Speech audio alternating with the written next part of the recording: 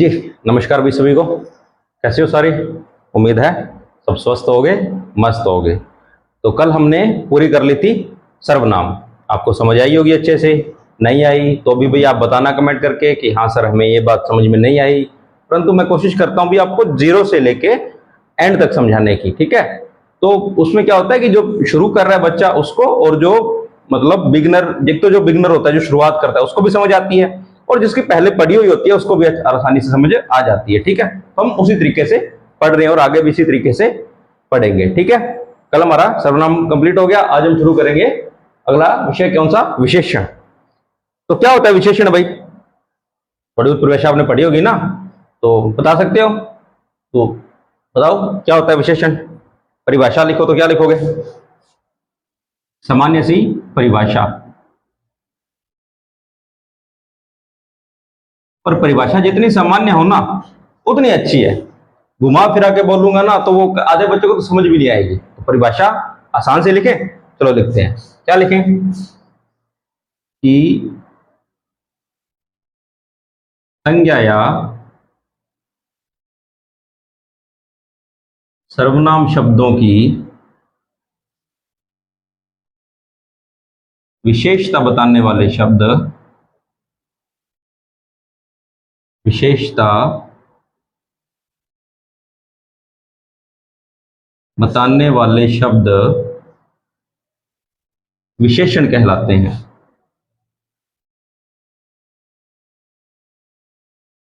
विशेषण कहलाते हैं। क्या है कि संज्ञा या सर्वनाम की विशेषता बताने वाले शब्द क्या होंगे?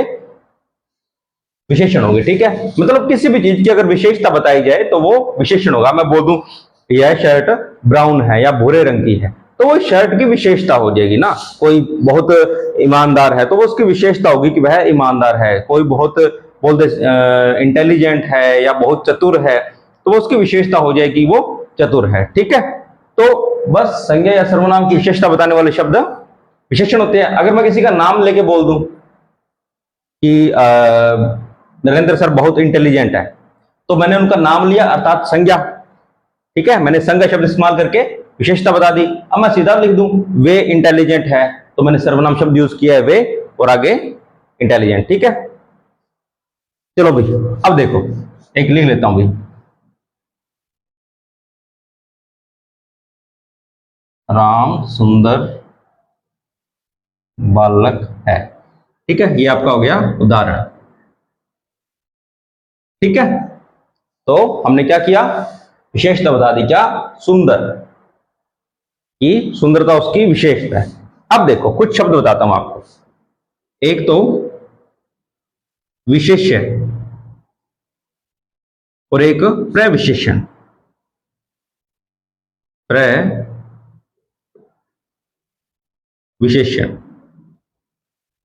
मैंने अक्सर देखा है बच्चों को ये दो पता नहीं होते कि ये सर क्या लिख दिया आपने, ये पता ही नहीं है हमें। बहुत सारे बच्चे पढ़ते भी नहीं, वो विशेषण पढ़ लेते हैं, पूरा पूरा विशेषण खत्म कर लेंगे, अच्छे से कर लेंगे, पर इन दो शब्दों को ना पढ़ते नहीं है ढंग से। तो बताता हूं देखो। पहला तो विशेष्य देखते हैं क्या होता है विशेष्य। तो जिन संज्ञा या सर्वनाम शब्दों की, जिन संज्ञा या सर्वनाम शब्दों की विशेषता बताई जाए, विशेषता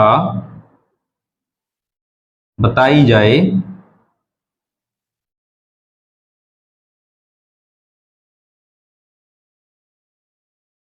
उन्हें विशेष्य कहते हैं। विशेष्य कहते हैं।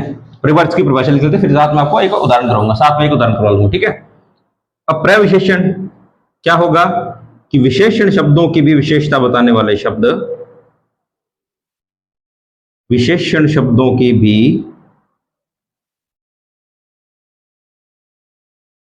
विशेषता बताने वाले शब्द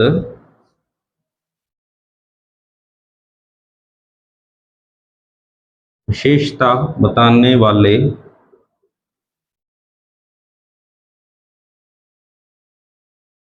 शब्द प्रविशेषण कहलाते हैं। प्रविशेषण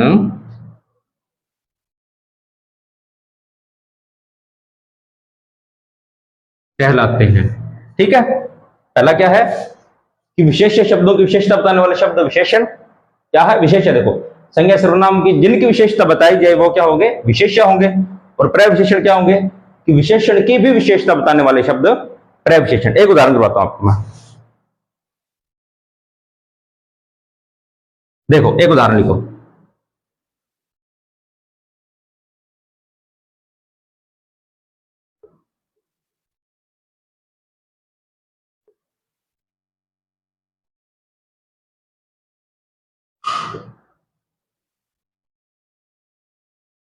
अब मैंने एक शब्द लिखा, एक वाक्य लिखा, इसमें राम क्या होगा, संज्ञा। राम हमारा संज्ञा हो गया। सुंदर बालक है तो सुंदर क्या हो गया उसका विशेषण। सुंदर क्या हो गया, विशेषण की वह सुंदर है, वो उसका विशेषण हो गया। अब हमने प्रविशेषण वो कहां लगाएंगे, यहां पे, क्या, बहुत। राम बहुत सुंदर बालक है तो ये हो जाएगा इसका प्रविशेषण। मतलब विशेषण की भी विशेषता बता दी इसने, सुंदर तो है पर बहुत सुंदर है, तो विशेषण की भी विशेषता बता दी कि बहुत। एक सुंदर है, एक बहुत सुंदर है। एक बोल देते ना कि तू तो होशियार बच्चा है, एक तू बहुत होशियार बच्चा है। ठीक है, होशियार उसकी विशेषता है, पर बहुत होशियार तो बहुत उसका विशेषता की भी विशेषता हो जाएगी। तो राम क्या हो जाएगा, राम हो जाएगी संज्ञा, बहुत प्रविशेषण, और सुंदर है विशेषण। ठीक है, तो यहां तक एक बार स्क्रीनशॉट लो, फिर आगे करते हैं। चलो स्क्रीनशॉट रखूंगा, पानी पी लूं, और गर्मी बहुत है अभी, आप भी थोड़ा पानी पीते रहो बीच बीच में। ठीक है, लो स्क्रीनशॉट लो।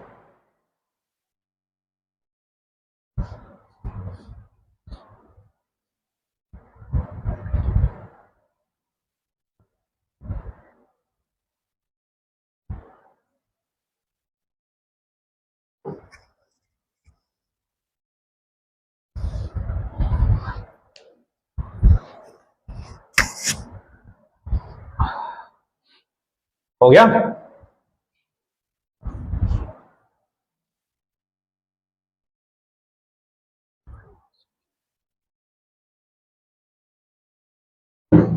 कर दो साफ, हो गया होगा अभी सबका।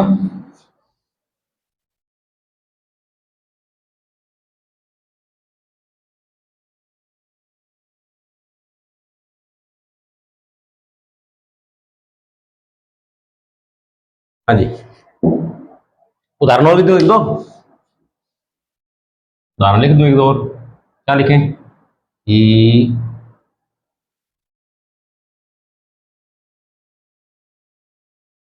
साक्षी चतुर बालिका है, और क्या लिखे, नीतू बहुत आलसी।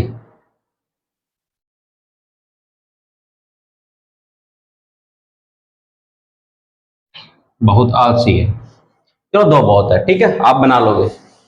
इसमें हमने प्रविशेषण नहीं दिया, इसमें हमने प्रविशेषण दिया है। ठीक है, अब देखते हैं विशेषण के भेद या प्रकार।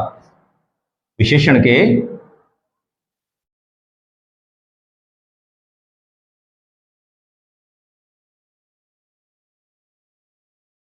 भेद या प्रकार।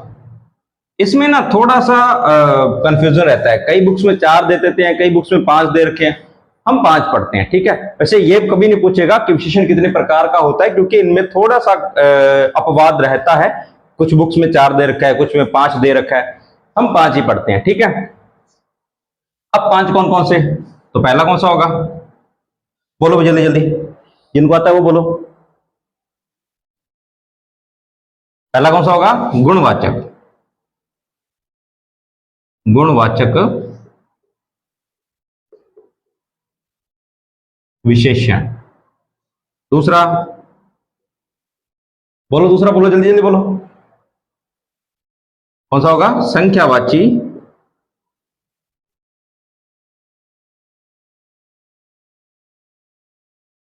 विशेषण। तीसरा, परिमाणवाची ना, परिमाणवाची विशेषण। चौथा, संकेतवाची या संकेतवाचक भी कर सकते हो, संकेतवाचक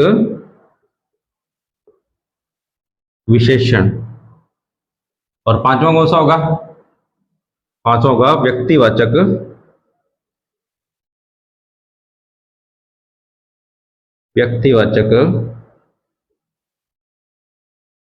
विशेषण। ठीक है, आपको 5 प्रकार जरूर याद होने चाहिए। कई बार इनमें ना एक दे देगा वो सर्वनाम वाला, और आप में वो कंफ्यूजन हो जाओगी, आप सर्वनाम वाला एक बोल दोगे और पूरा संबंध दे देता है। वो कई बार सीधा पूछता है ना कि विशेषण का भेद, विशेषण का प्रकार नहीं है, तो 3 तो यहां से दे देगा, एक दे देगा आपको संबंधवाचक। आप थोड़ा सा वहां पे कंफ्यूज हो जाओगे कि हाँ ये तो चारों ही सही लग रहे हैं, फिर आप गलत करते हो। तो ये 5 नाम आपको अच्छे से याद होना चाहिए: गुण, संख्या, परिमाण, संकेत और व्यक्तिवाचक। ठीक है, ले लो स्क्रीनशॉट इसका।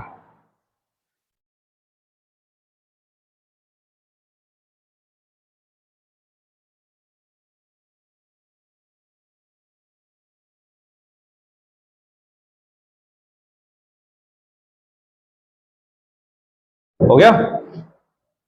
चलो पहला पढ़ेंगे हम गुणवाचक।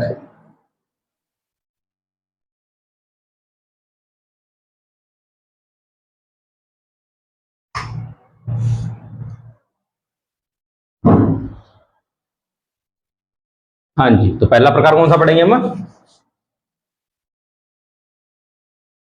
लिख ही लेना पहले।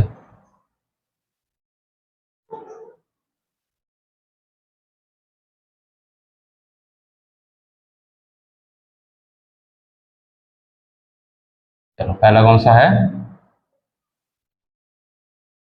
गुणवाचक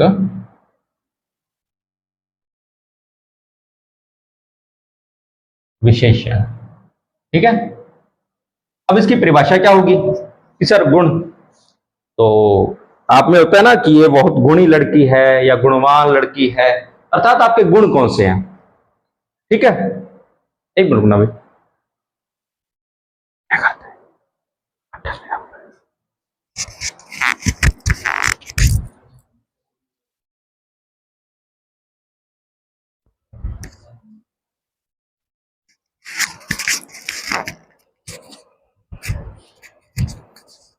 हाँ जी,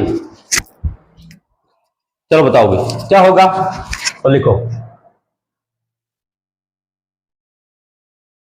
क्या लिखोगे? वे विशेषण शब्द जो, या ऐसे करो, ऐसे शब्द जो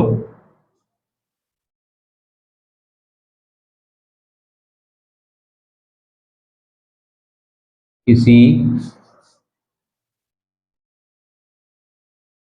व्यक्ति या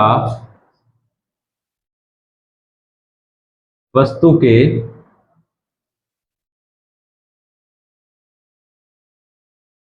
गुण, दोष,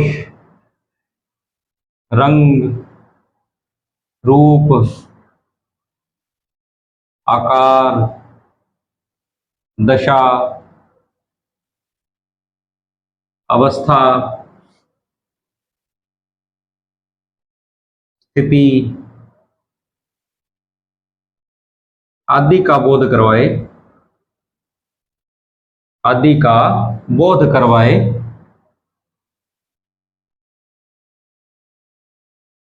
आदि का बोध करवाए विशेषण या गुणवाचक विशेषण कहलाते हैं। जी सॉरी भी, थोड़ा सा बीच में कुछ टेक्निकल इशू आ गया था, वापस शुरू करते हैं। क्या पढ़ रहे हैं? गुणवाचक विशेषण, अर्थात पहला प्रकार क्या पढ़ा हमने? ऐसे शब्द जो किसी व्यक्ति या वस्तु के गुण, दोष, रंग, रूप, आकार, दशा, अवस्था, स्थिति आदि का बोध करवाए गुणवाचक विशेषण कहलाते हैं, कहलाते हैं। ठीक है, गुणवाचक विशेषण कहलाते हैं। जैसे जैसे कुछ भी बोल सकते हैं, जैसे काली कमीज, या और क्या बोलेंगे, अ, मीठे आम आदि। ठीक है, थोड़ा इसमें डिटेल से और पढ़ेंगे हम। ये तो मैंने आपको 2 उदाहरण लिख लिए। ठीक है, क्या बोला है, ऐसे शब्द जो किसी व्यक्ति के गुण बताएगा, दोष बताएगा, रंग, रूप, आकार, दशा, अवस्था या स्थिति आदि बताएगा। ठीक है, इसको हम थोड़ा डिटेल से लिखते हैं, क्या क्या बताएगा ये। तो देखो क्या बताएगा ये,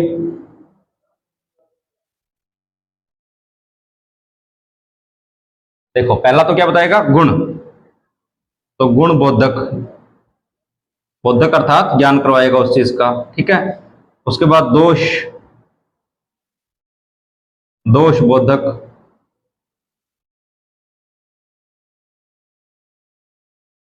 रंग बोधक, रंग बोधक, काल बोधक, रंग बोधक, काल बोधक, स्थान बोधक, स्थान बोधक, दशा बोधक,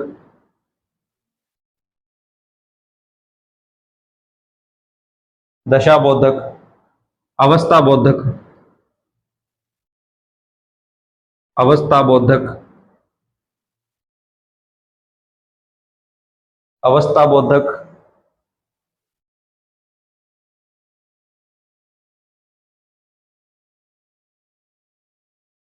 और क्या होगा, वो लिख लो, आकार बोधक,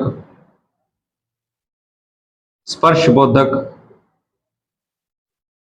स्पर्श बोधक। ठीक है, लगभग आ गए इसमें सारे। आकार हो गया, स्पर्श हो गया, या एक आध और कर लो, क्या हो जाएगा, स्वाद बोधक, स्वाद बोधक। अर्थात इन सब का ज्ञान किससे हो जाएगा, गुणवाचक विशेषण से हो जाएगा। अब देखो, अब हमें देखने हैं शब्द, कौन कौन से शब्द होते हैं। ठीक है, अब देखो गुण क्या होगा, अगर कोई वीर है, साहसी है, समझदार है,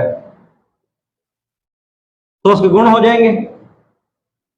अगर कोई वीर है, साहसी है, हम बोल देते हैं ना महाराणा प्रताप बहुत साहसी थे, बहुत वीर थे, अर्थात उनका गुण था, गुण था।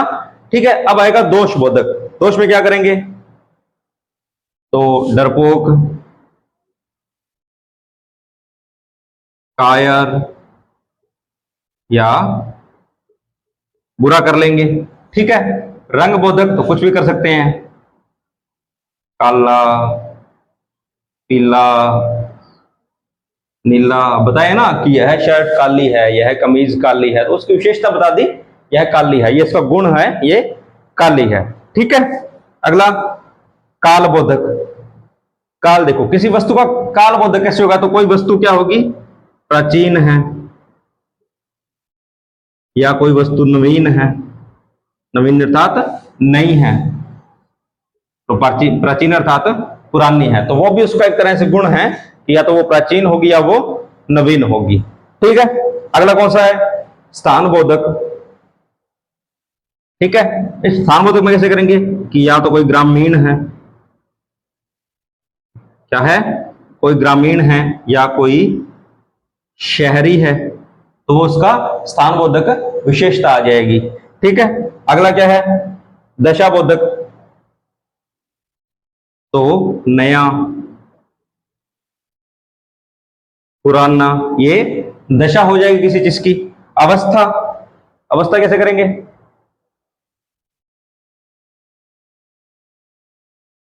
अवस्था कैसे करेंगे कि कोई युवा है, ठीक है, या कोई प्रौढ़ है, या कोई बुजुर्ग है,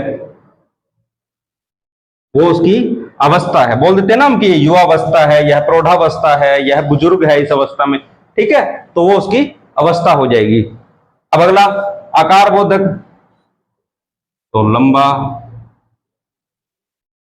नाटा, या इसको छोटा भी बोल लेते हैं, मोटा, पतला, यह आकार बोधक आ जाएगा। स्पर्श बोधक में क्या करेंगे, तो कोमल,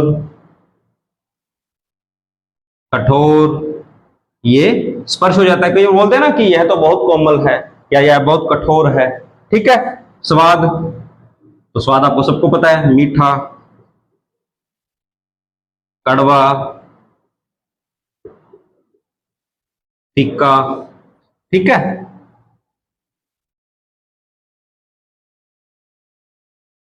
ये सब क्या हो जाते हैं, स्वाद बोधक। अब देखो हमने क्या पढ़ा है, गुणवाचक विशेषण, ऐसे शब्द जो किसी व्यक्ति या वस्तु के गुण, दोष, रंग, रूप, आकार, दशा, अवस्था, स्थिति आदि का बोध करवाए। तो हमने यहाँ पे गुण बोधक भी लिख दिए, दशा बोधक भी लिख दिए, रंग बोधक, काल बोधक, स्थान बोधक, दशा बोधक, अवस्था बोधक, आकार बोधक, स्पर्श बोधक और स्वाद बोधक। मतलब जो मोटे मोटे शब्द होते हैं वो मैंने लिख दिए। अब इनसे हम एक दो वाक्य बना देते हैं।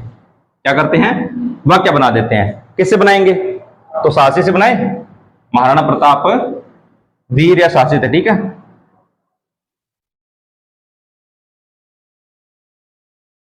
महाराणा प्रताप साहसी पुरुष थे।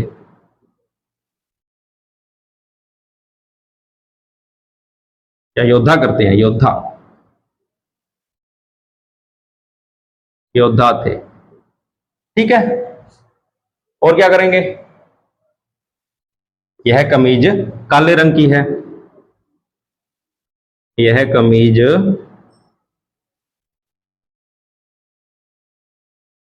काले रंग की है, ठीक है।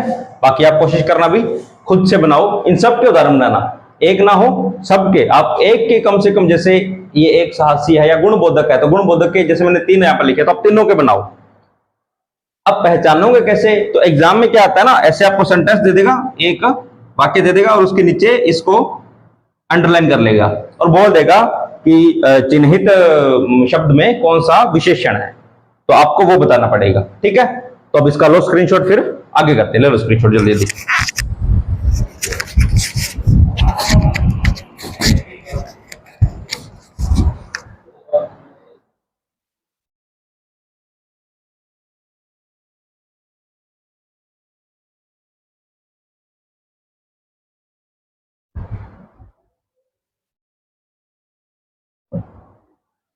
चलो भाई आज के लिए इतना ही करते हैं, बाकी करेंगे कल। अच्छा मुझे एक बात बताना भी, आप थोड़ा कमेंट करके, जैसे अभी आपने सर्वनाम की अभी एक क्लास आ गई, एक आपकी और आएगी, तो मैं कोशिश कर रहा हूँ भी क्लास ना आज तो चलो थोड़ा सा टेक्निकल इश्यू आ गया इसमें, इसलिए क्लास थोड़ा सा बीच में से कट के लगेगी, पर मैं कोशिश कर रहा हूँ आपको लिखवा के, स्लाइड पहले ना बना के साथ साथ में लिखवा के समझा रहा हूँ। तो ये तरीका अच्छा है या जो पहले वाला तरीका अच्छा था कि मैं पहले स्लाइड में पूरा लिख लूं, फिर आपको समझाऊं, फिर उसको साफ करूं, फिर लिखूं, फिर समझाऊं, या तो वो बता दो मुझे अगर वो आप उस तरीके से पढ़ना चाहते हो, या इस तरीके से बता दो कि मैं साथ साथ में लिखूं, साथ साथ में समझाता रहूं। देखो इसमें फायदा क्या होगा, इसमें आपका ये फायदा है कि जैसे जैसे मैं लिख रहा हूं आप भी साथ साथ में लिख के नोट्स बनाते रहोगे, ठीक है। ये मिट गया,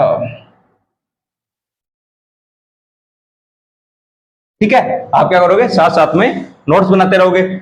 और कुछ बात जैसे ना साथ साथ में चलते हैं, जैसे मैं पहले लिख रहा हूं तो कई बार कुछ बात रह जाती है, अच्छे से बता नहीं पाते क्योंकि पहले से लिखा होता है। इसमें क्या होता है, जैसे मैं अभी लिख रहा हूं तो साथ साथ में कुछ दो बातें और भी ऐड कर सकता हूं खुद से। तो मुझे ये तरीका अच्छा लगा है पढ़ाने का। आप बताना मुझे कि आपको कौन सा समझ आ रहा है, मैं उसी तरीके से आपको पढ़ा दूंगा, ठीक है। तो भी कमेंट करके बता देना। बाकी मिलते हैं कल, धन्यवाद।